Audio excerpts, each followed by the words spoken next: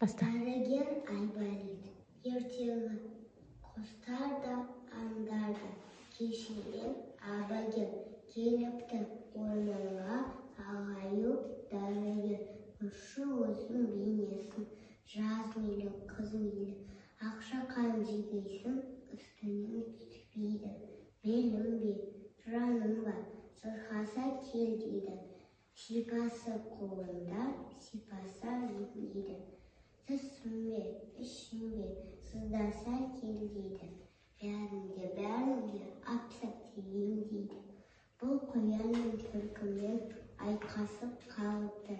Танауын дүрдей қақ бөліп алыпты. Ол да түр қайғырып, көз жасы гүлдетіп, берінен айрылып, ойынан алып кетіп. Шалқан ертегісі. Ерте заманда бір ата болыпты. Ол ата шалқан егеді екен. Шалқан үлкен болып өседі екен. Бір мезетте ата жерден шалқанды алайын десе, шалқан алынбайды екен.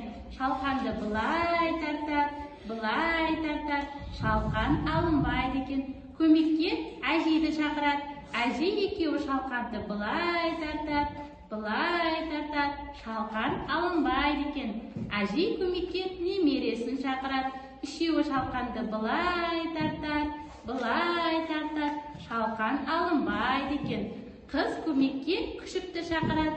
Төртеуі шалқанды былай тартар, шалқан алынбайды екен. Күшік көмекке мысықты шақырады.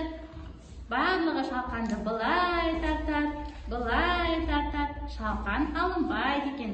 Мысық көмекке тышқанды шақырады. Барлығы шалқанды былай тартар. Былай тартқанда шалқан алынып, барлығы жерге құлап түседі екен. Осымен ертегіміз аяқталды.